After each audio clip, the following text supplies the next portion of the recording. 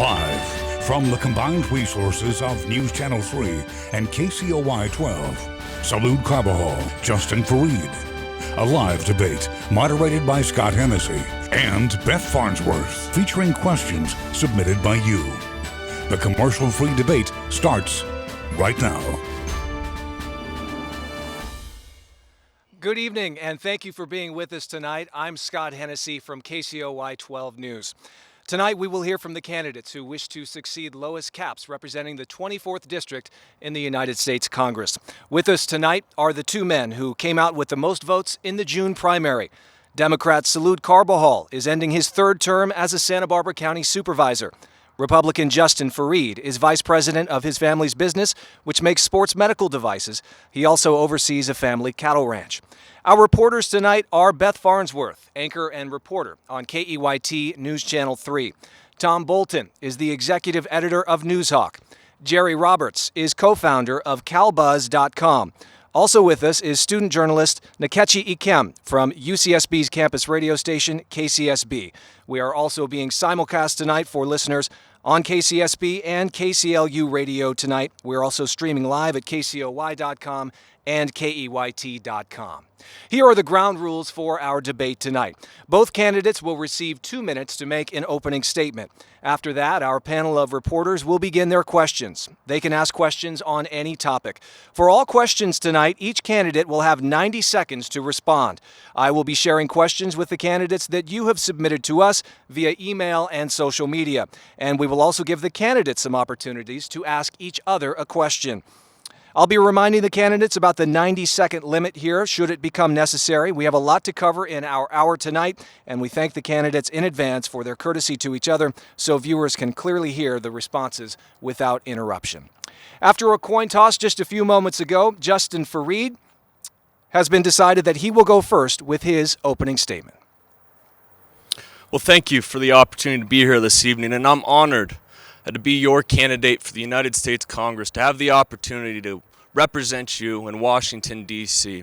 I was born and raised right here on the Central Coast. My father's a U.S. Army veteran and a doctor who uses medical expertise to invent and develop devices that help treat repetitive stress injuries. My mother has been ranching here in California for 3 generations, went back to business school to learn how to run a business.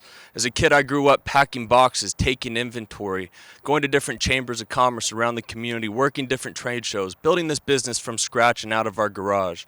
I've seen regulations that are coming out of Washington, D.C. that make it difficult for businesses like ours to survive, let alone thrive in this environment. It's necessary that we rein in the regulatory burdens on startup entrepreneurs and small businesses to create better opportunities for the job market ahead. A few years ago, I worked for a senior member of Congress. I worked on a variety of different issues. I saw the dysfunction firsthand. The fact of the matter is, we need to get Congress working again for the American people and for the future of this country, and that comes through reform.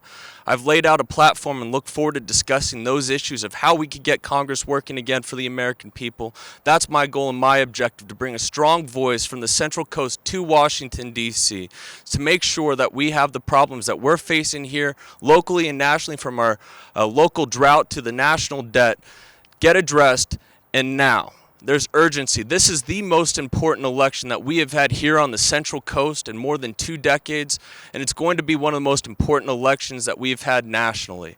I am honored for the opportunity to be here today, to be able to discuss these issues in depth with our panelists and with you. Everybody has a responsibility to make their voice heard in this election through their vote. It will make a difference and an impact on the future. Thank you. Next, we will hear from Democrat Salud Carbajal. Thank you so much, and I want to thank KEYT and all the partners that put on this forum today for the general public. I immigrated to this country with my family when I was 5 years old. My father was a miner in Arizona. After the mine closed at the end of my 6th grade elementary year, we all moved to Oxnard, California, where my father worked as a farm worker. During the summers, my brothers and I used to help our family by working in the fields to try to help make ends meet. Despite that hard work, those long hours and long days, my family had challenges getting by. After a year living in Oxnard, we moved into public housing. And despite the economic challenges we had, I'm lucky I had great teachers and two wonderful parents. I'm the first in my family to go to a four-year university and graduate. I paid my way through college. I met my wife while at UCSB. We have two wonderful kids, Natasha and Michael. While at UCSB, I also joined the United States Marine Corps Reserve. For the past 12 years, I have served on the Santa Barbara County Board of Supervisors. I'm proud of the work that I have done and I have done with my colleagues in a bipartisan way. I'm proud that we have the highest rainy day reserve in the county's history. I'm proud that we have the highest bond credit rating in the state of California.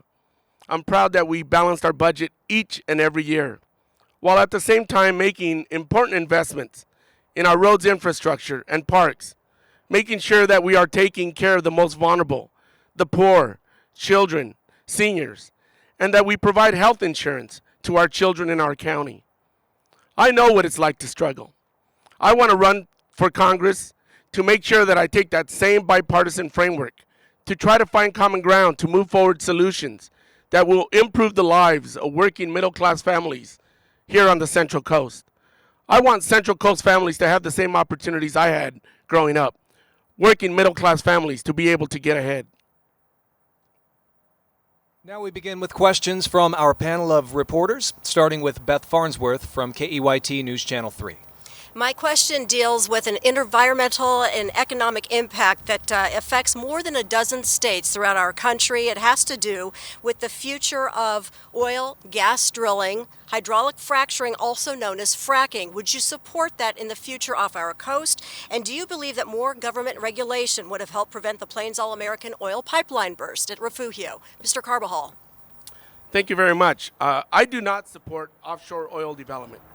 And I do not support fracking, offshore oil, or off our shore, should I say. I think what we need to do is make sure that we are moving to a renewable energy employment sector, that we train our workers that are currently working on platforms and in the oil industry.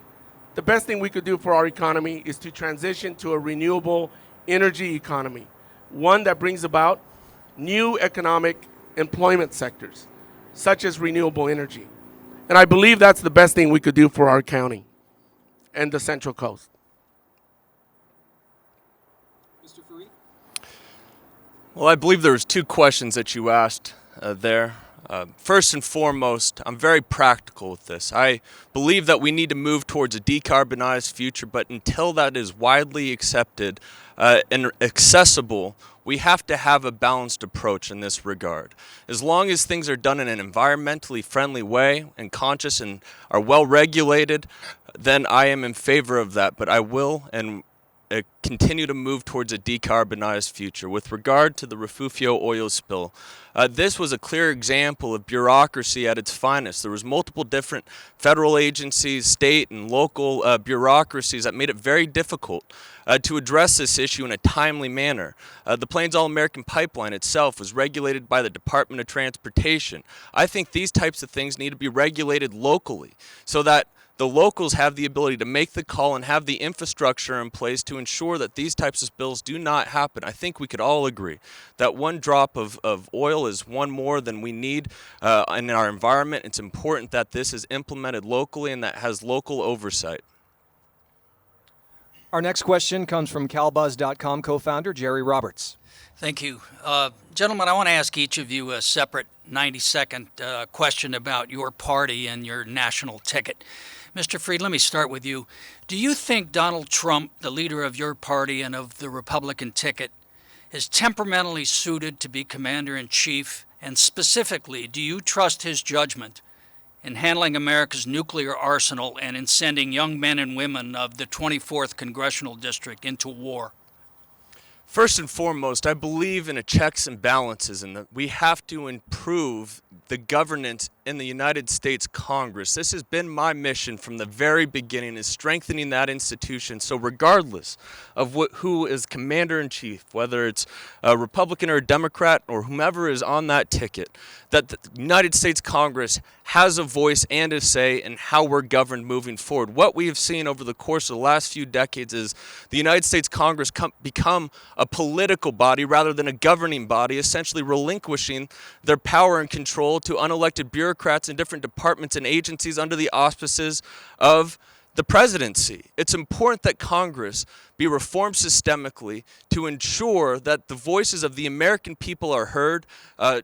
This has never been about Republican or Democrat to me. This has been about the vision that will move us forward in a positive direction of the same status quo politics that certainly will sacrifice it. Is that a no? To the question? Yes. I think we need to have a checks and balances more than anything, that this has to be something that moves through the body of Congress. Mr. Carbajal, let me ask you about your candidate. WikiLeaks emails show that Hillary Clinton secretly told Wall Street executives that an elected leader needs to have, quote, both a public and a private position, close quote, on important issues, suggesting she tells voters one thing and insiders another. A two-part question. First, is that how you operate as a public official? And if so, is that perhaps why in a private conversation you refer to Lompoc as the, quote, armpit of Santa Barbara County? Thank you very much for that question, Jerry. Well, first let's start with the armpit issue. I apologize for the remark I made. It was unfortunately taken out of context. I'm proud of my record that I have for the community of Lompoc. I voted time and time again to provide various resources to Lompoc, to the Cabrillo School Aquarium, for infrastructure, for the vets building. I'm very proud of that record. And again, I have apologized. I support Hillary Clinton. It's obvious who the most qualified candidate is. My opponent is on record supporting Donald Trump.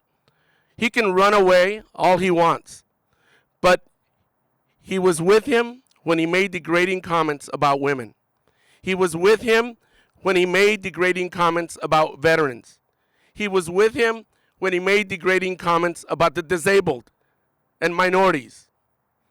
He could move away from Donald Trump because Donald Trump's ship is sinking, but he's not doing it out of principle.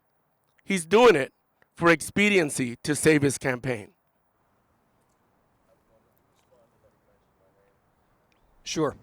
My opponent has tried to make this election about the presidential election. I have focused on the issues that are affecting us locally, meeting with people from all different backgrounds, whether they're fishermen or farmers, students or teachers throughout the Central Coast. The rhetoric he uses, Mr. Carbajal, is a distraction from the reality of the circumstances that affect us here on the Central Coast and our responsibility in the governing body in the United States Congress. It's easy for him to deflect and not discuss the issues that are prominent here on the Central Coast, and it will be my mission to serve us here on the Central Coast in the United States Congress, and that is it. Okay, thank you, Mr. Fareed. Our next question will come from Tom Bolton, Executive Editor of Newshawk.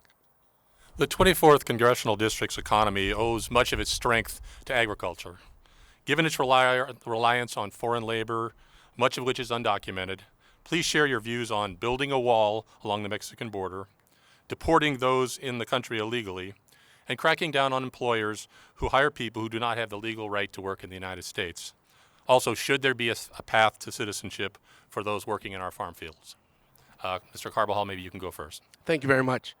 Well, I believe that we need to pass comprehensive immigration reform along the lines of what the United States Senate did with SB 15 or Senate Resolution 15.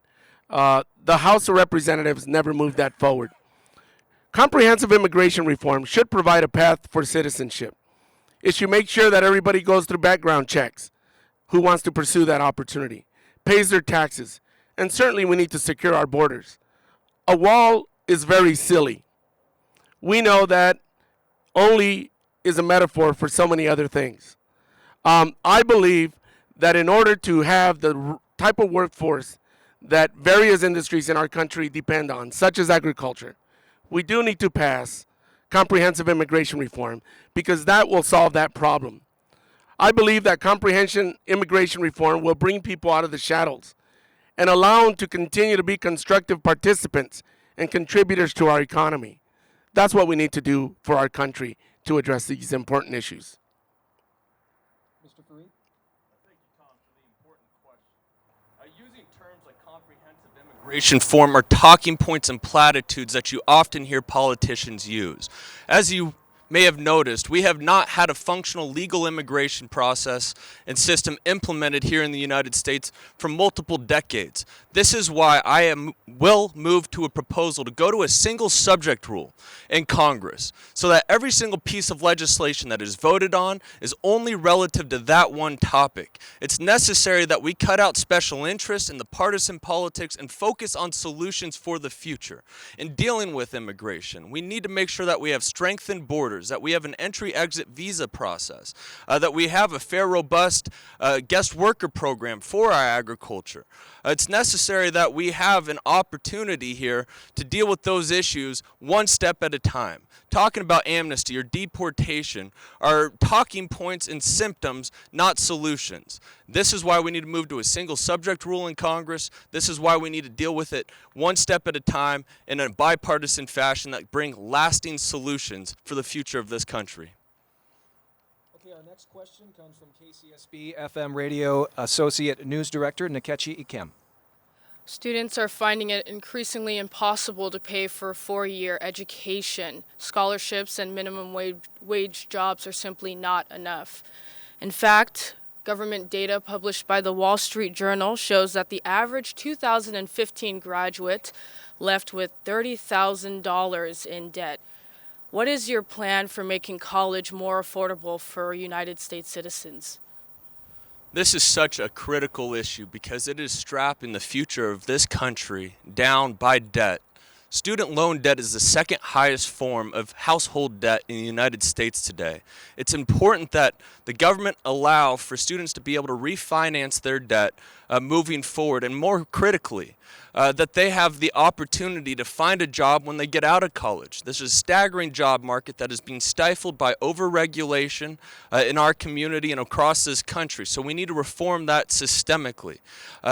With regard to reducing the cost of education, we need to have more opportunities and options for students that don't necessarily need a four-year education, like investing in vocational and technical education, so that students could have an opportunity to gain skills and trades moving forward, to get back into the workforce and have a chance to create for themselves moving forward. Here at Santa Barbara City College, they started the Student Promise, a program that allows for any local student who graduates to actually have an opportunity to get an education for 2 years at Santa Barbara City College that can provide them a better opportunity forward. Programs like this need to be championed. It's a public and private partnership, but this will allow for the cost to be reduced and for students to have an opportunity in the future of this country to contribute to the workforce and get jobs moving forward. Mr. Carbajal?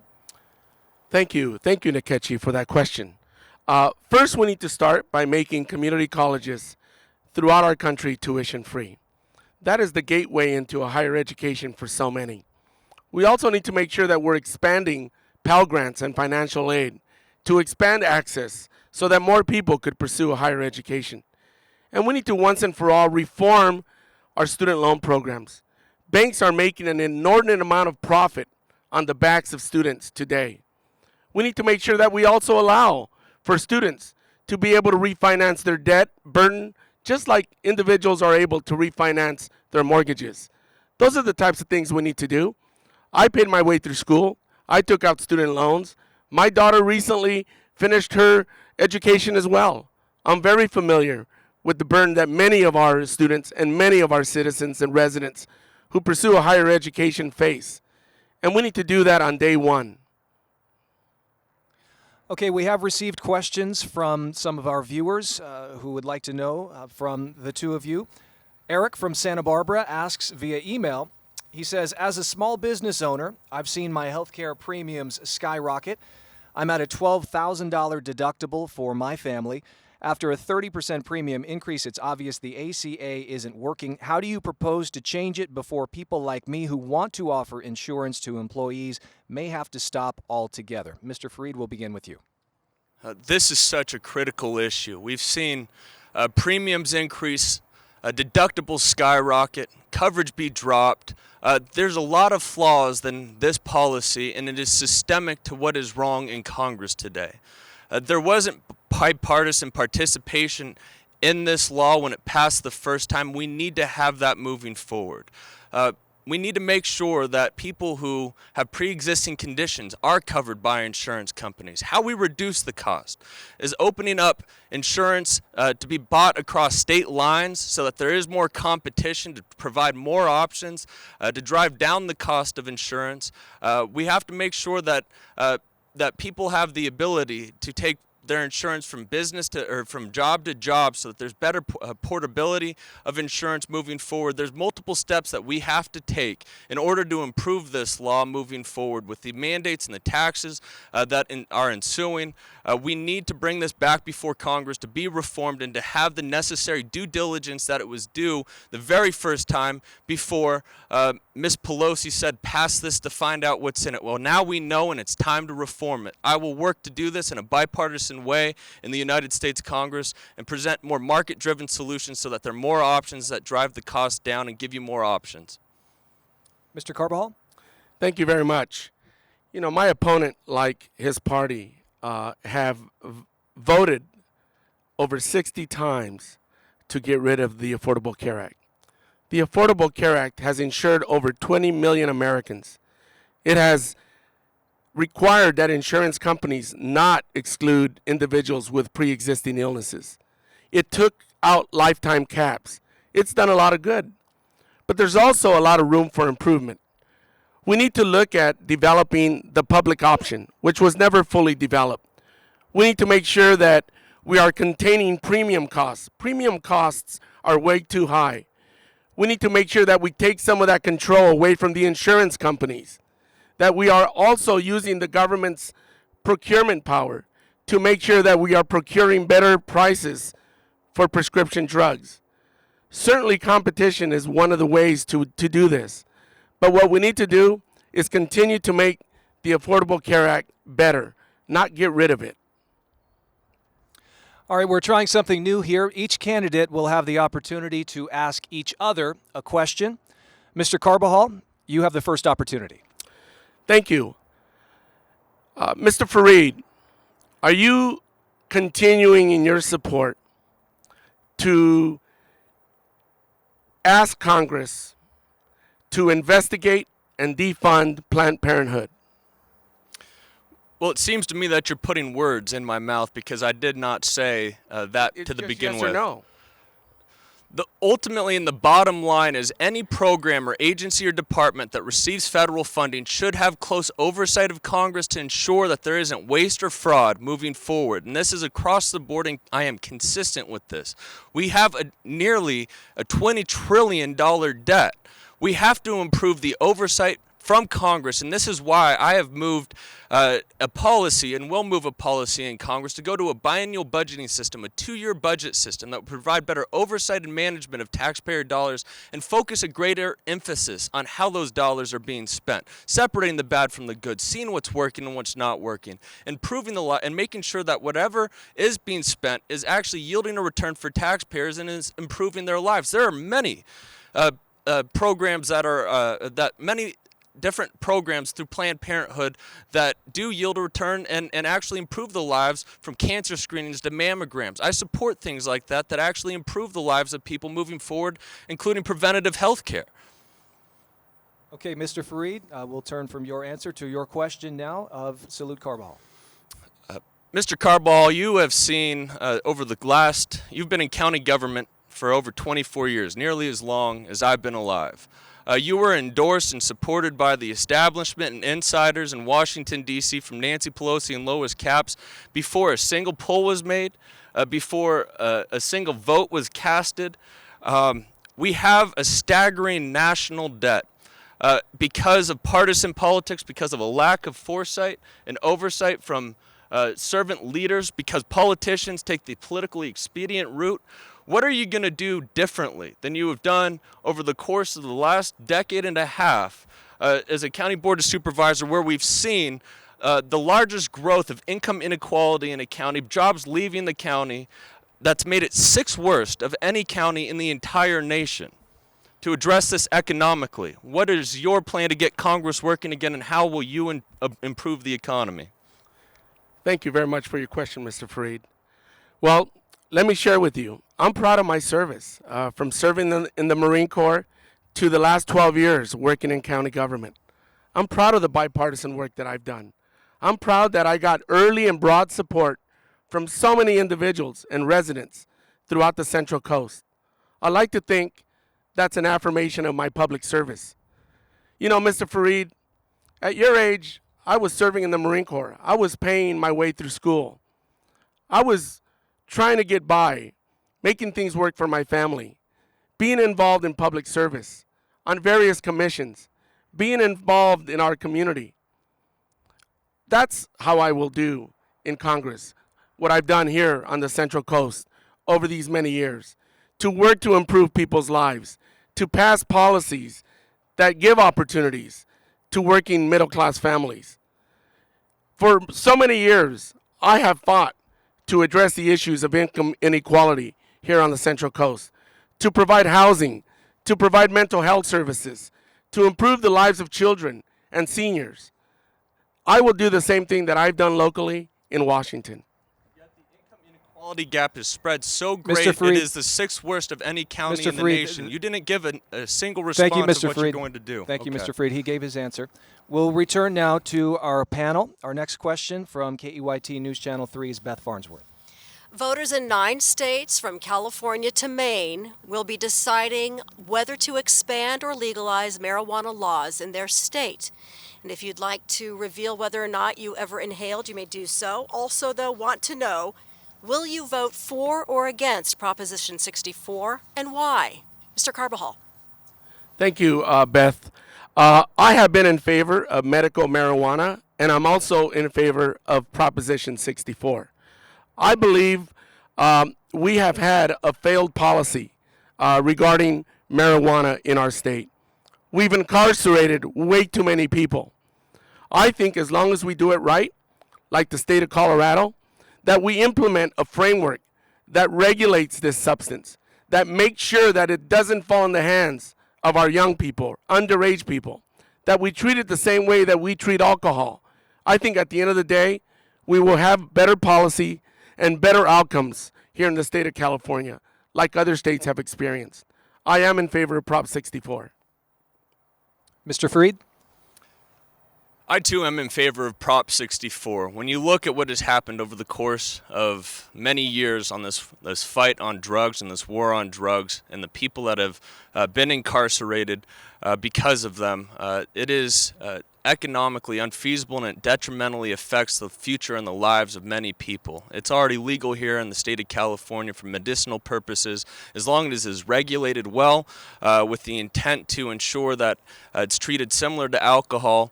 I think here in the state of California, the voters may very well decide that that is going to be the case. And in the future, we have to support the 10th Amendment and the state's rights to invoke that. Our next question from CalBuzz co-founder Jerry Roberts. Thank you, Scott. Gentlemen, despite today's forecast for rain, our long drought appears to be continuing. A two-part question on water. One, while communities like Santa Barbara have taken local steps in terms of conservation and desal plant to fight against the drought, 80% of the water in California is used by agriculture. What specific sacrifices will you ask agriculture to make for the drought? And secondly, will you work in Congress to secure funding and other support for Governor Brown's Twin Tunnels water plan to deliver water to Southern California? Well, first and foremost, we have to correct that statistic. The reality is 50% of the state's waters run off into the ocean. Of the remaining 40% of that is used by agriculture. Well, that's incorrect, but go ahead. Which no, it is correct, Jerry. No, it's incorrect, but go ahead. I don't want to argue with you. Okay. Well, the bottom line is what we need to do is we've seen a lack of foresight from past and current politicians in investments in infrastructure and specifically for water. I will work in Congress and would like to be steered to the Transportation and Infrastructure Committee, and specifically the subcommittee on water and environment, to ensure that we are leveraging the resources that we have in technologies like desalination, where you look at nations like Israel, who gets over 70% of their water from desalination from the Mediterranean, so much so that they actually export and sell water to neighboring countries and generate revenue. We need to have a 21st century water policy in the state of California that brings long-term results. Conservation is one of many efforts, but we've seen a rise in rates and fees in conjunction with that. It's necessary that we have water treatment facilities so that we could recycle water, and in the long term, increasing capacity in reservoirs so that we could store water during wet years, so that we can ensure that we have water during times of drought. This is something that we need to act on immediately. It's not a partisan issue. It's something that needs to be done now and from both sides of the aisle for the state of California and the future of this Central Coast. Mr. Carbajal? Thank you. I will answer your question on the Twin Tunnels as well. Let me share with you that there is no panacea to address our drought circumstance. It requires a diverse water security plan. That's what we need to develop. You know, there's some entities of government that are purveyors, others that are not. For example, Santa Barbara County is not a purveyor. But what we need to do is provide incentives. The federal government could provide incentives to local jurisdictions here in the state of California to work together to come up with regional water security plans. Plans that deal with conservation, that focus on recharge and recycle, that also put forth the possibility of regional investment in a desalination plant. Those are the types of things we need to make our communities water secure. When it comes to the Twin Tunnels are proposed to create better reliability for our state of California. But the Twin Tunnels will not bring one more droplet of water in terms of capacity. What it will bring with that reliability is a cost benefit that taxpayers have to decide if they want to embark on that. Because in addition to increasing reliability, it brings a huge cost factor to local communities. And local communities have to decide if that reliability insurance is worth the cost that's associated with it. We return to News Hawk Executive Editor Tom Bolton for our next question. Gentlemen, there's been a growing disparity in recent years between people at the highest income levels and those in the middle and at the bottom. There's also been a major debate about the amount of taxes paid by the richest Americans. In that context, what changes, if any, would you advocate and support in federal income tax laws? And specifically, do you support Hillary Clinton's call for increased taxes on people who earn more than $250,000 a year? We'll start with you, Mr. Fareed. I believe that we need to have a flatter, simpler, and fairer tax system in this country. That will ensure that we make sure that people are paying their fair share at all levels moving forward. More than anything, we need to address systemically the spending issues that exist in the United States Congress. Taxes are created to create revenue for government spending. We are nearing $20 trillion in debt. That means that the federal government is spending more than it's taking in. We have to address this at its source, and that is a broken budget structure. In the last 43 years, Congress has only passed a budget and actually allocated taxpayer dollars on time once. So what happens is, with the about 29% that they're responsible for, is it's essentially run an autopilot. We need to have better oversight and management of taxpayer dollars and put a greater emphasis on how they're being spent so that we could reduce waste and cut out fraud and ensure that we're creating greater economic growth in this country to improve the job market for all Americans moving forward. This is going to happen through a 2-year budgeting system so that we have one budget for one Congress. This will eliminate partisan politics and special interests in that front. Once we could do that, Tom, I think it's necessary that we review the tax structure in this country so that we can improve the revenues, that we can improve economic growth, that we can make sure that people are paying their fair share in taxes moving forward. Mr. Carbajal? Thank you very much. For starters, we need to make sure that we close a number of the loopholes. One loophole is the carried interest loophole. that provides a huge windfall to hedge fund managers. That's one that we need to close immediately. We also need to make sure that corporations, multinational corporations, and individuals, billionaires like Trump, pay their fair share of taxes. Can you believe that my opponent's choice for president, Donald Trump, pays less taxes than working middle-class families? That is appalling. We need to make sure that our tax structure is one that is fair and that we take away those subsidies and those loopholes for oil companies, that we take away those loopholes that are not having certain individuals at the very top pay their fair share of taxes, that will allow us to refocus that money on many other programs that will benefit the American people and families here on the Central Coast. Our next question, again back to KCSB FM radio student journalist Nkechi Ikem. Cases like Brock Turner's have shocked our nation's conscience. Governor Jerry Brown has recently passed a bill to mandate specific prison time for sexual assault perpetrators. On a nationwide scale, what should be done about sexual assault, especially on college campuses?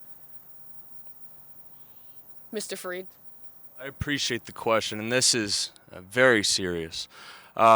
Recently, there was a bill that was passed in the United States Congress and signed into law called the Survivors' Bill of Rights. This was a great step in the right direction in improving and allowing and affording victims of sexual assault and rape the opportunity to have a sexual assault rape kit accessible to them. It requires the government to inform victims of these crimes due diligence in time before that evidence is let go if there hasn't been a criminal charge brought forward. These types of measures are great measures and steps in the right direction to ensure equality under the law and ensuring that these types of things are afforded to women across this country. Representative Mimi Walters has endorsed my campaign, authored this legislation in the United States House of Representatives, and efforts to that end need to continue to be pressed forward to ensure that these types of things don't happen or are prevented moving forward. Mr. Carbajal? Thank you, Nkechi, for that very important question. Women have to endure sexual assault and rape far too long and far too many times in our community and in universities. We ought to be outraged. The fact that this goes on our college campuses and we don't hold our college campuses accountable, administrators, to ensure that they are taking appropriate action, that they are pursuing justice for these victims, is really appalling. What we need to do is we need to pass legislation that makes colleges accountable and responsible for taking appropriate action to make sure that the culture of sexual assault and rape is rooted out of universities. And the only way we're going to do that is by not passing symbolic legislation, but passing legislation that brings about accountability and make sure that once and for all, we're putting a stop to these assaults on women. We go to our next question via social media. This one comes to us from Facebook and Wendy Below from Santa Barbara. She asks, would you vote to close the gun show loophole by requiring every gun purchaser to undergo a background check and to expand the background check database? And I may add to that by asking if you support Proposition 63 in California, which is calling for background checks for ammunition purchases and a ban on some high-capacity magazines. Mr. Carbajal, you can go first. I support Prop 63. I also support universal background checks. I also support banning assault rifles. I also support banning high-capacity ammunition clips. I believe we could do a lot more to make our communities safe. You know, I've served in the Marine Corps. I've carried an M16. I know what those weapons of war do. They don't belong on our streets. They don't belong in our communities. And we need to do everything possible to make sure that our communities are safe. It's quite ironic that we currently have individuals on the no-fly list that could purchase guns, because Congress is not taking action to require background checks and to address that very important question. Mr. Fareed? My opponent has aired a deceptive commercial talking about this issue. We need to make sure that the laws that are on the books are adequately enforced by law enforcement. They actually have the resources to see it through. There's many instances where mental health, for example, has no follow-through on this issue. We see that at all levels of government in the state and across this country. We need to make sure those resources are there, that we're addressing the source of the problem and not the symptoms moving forward. It is necessary. My opponent even mentions in his commercial that something along the lines of terrorists having weapons in this country. We have to do everything necessary to ensure that we're rooting out the cause of this problem and ensuring that there aren't terrorists in this country that do have weapons. And we have to improve our cybersecurity in many ways through this country so that we could actually preempt this moving forward, that the law enforcement has the resources necessary to see this through when there is red flags, and that they do approach this at its core. That's what we need to do in the United States Congress. We have another opportunity for the candidates to ask each other a question. Mr. Fareed, you may ask Mr. Carbajal first. Mr. Carbajal, given the fact that you have spent your entire professional life in politics, should you lose this election, what do you plan to do next? Well, first of all, I don't plan on losing this election, Mr. Fareed. But I will tell you that, again, I have been working in this community for many years. I'm proud of my public service. Again, whether it's serving in the United States Marine Corps, serving on many boards and commissions, serving in county government to improve the lives of working middle-class families here on the Central Coast. I'm very proud of my service. And I hope someday you too will get experience to be able to impact people's lives as I have. I'm very proud of my service. So no answer?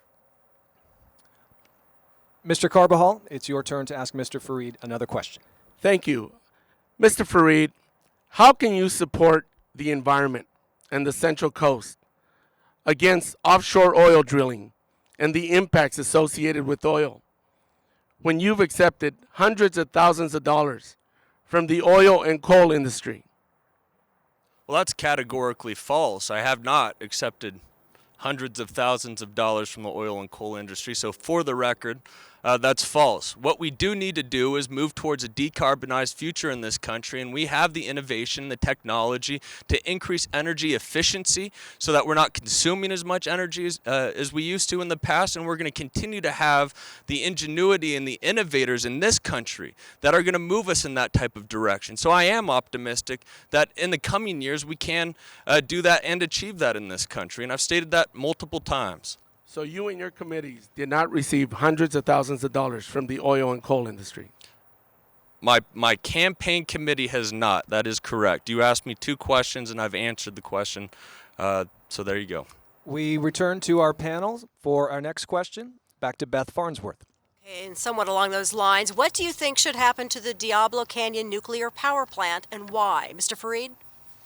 Well, I think it's unfortunate that such a great resource for jobs, energy efficiency, nuclear energy being a clean form of energy, is being shut down here in this state. What it does have is the capacity to be turned into a desalination plant moving forward. We also need to ensure that those that are relying upon PG&E have the ability to contribute back to the job market and can transition into the workforce in San Luis Obispo County. This is significant, but I believe that desalination is a great option and alternative since the infrastructure exists with Diablo currently.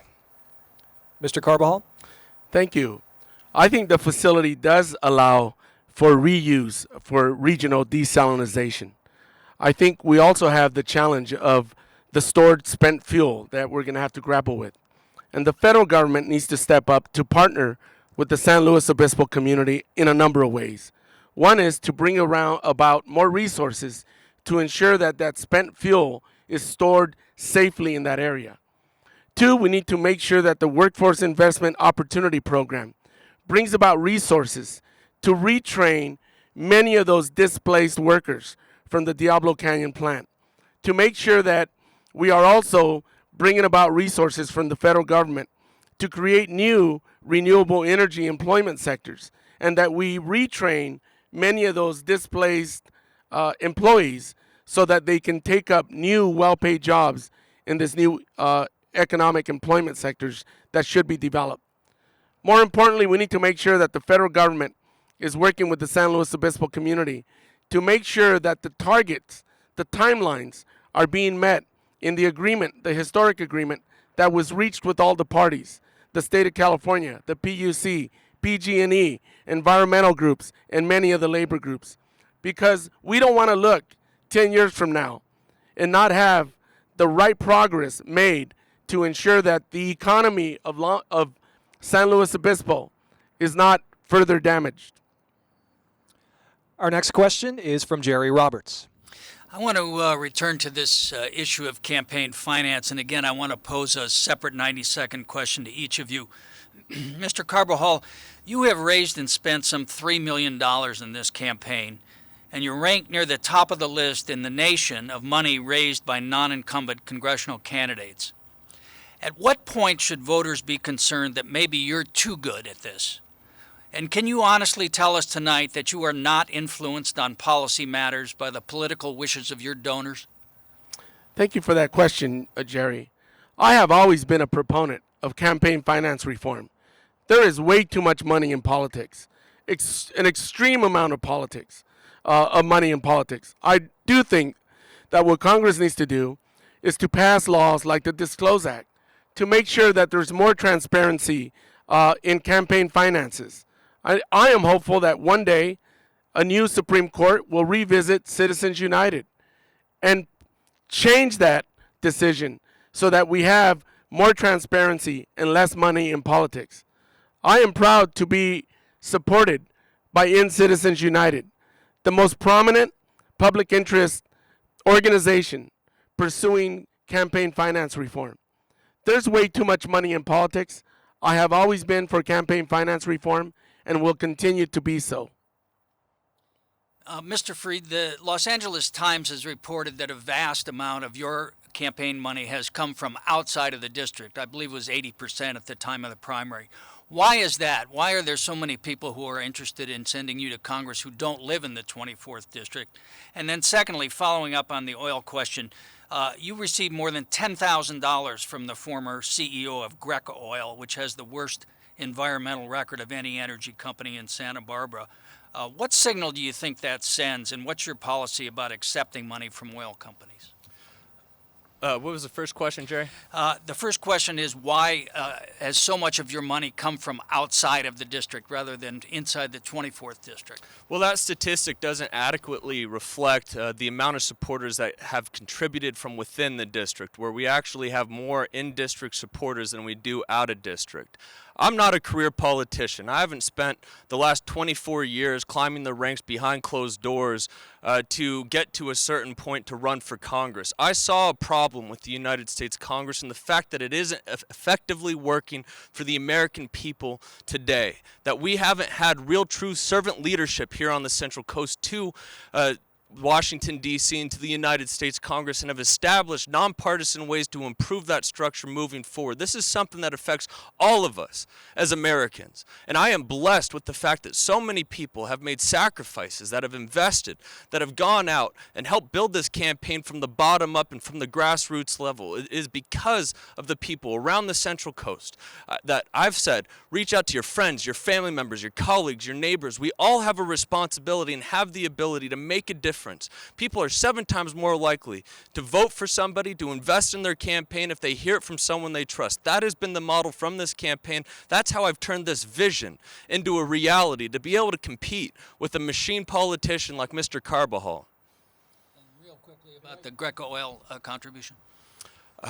Well, first of all, it came from both him and his wife, and I know them as in the agricultural arena. I believe they haven't had a spill since before 2010, that they've improved what their operations since then. I got into politics a few years ago, so that predates me.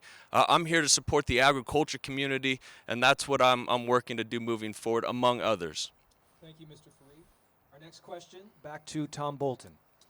I'd like to touch upon a topic that came up earlier in the evening, and I would ask you to be very specific in your responses. I'm wondering what changes, if any, you would support in the laws governing abortion. Do you support continued federal funding of Planned Parenthood? And also, do you see any circumstances under which a woman should be punished for having an abortion, as Donald Trump has suggested? Mr. Carbajal. Thank you very much. I'm 100% pro-choice. I support Planned Parenthood, and I would make sure that we promote legislation that reinforces our support for Roe versus Wade. I'm unequivocally in support of women's reproductive rights and access to good health care. Mr. Fareed? This is a deeply personal decision, and as a matter of law, this is what we're dealing with. It is important to be compassionate for all those concerned, and between a woman, her doctor, her family, a clergyman, this is a personal decision and something that I believe politicians need to stay out of. Our next question comes from Nkechi Ikem. Should drug addiction be treated as an illness, or should it be punished by government using tough on crime, war on drugs policies? And this is regarding all drugs. What should be done about addiction in the United States? Mr. Carbajal. Thank you, Nkechi.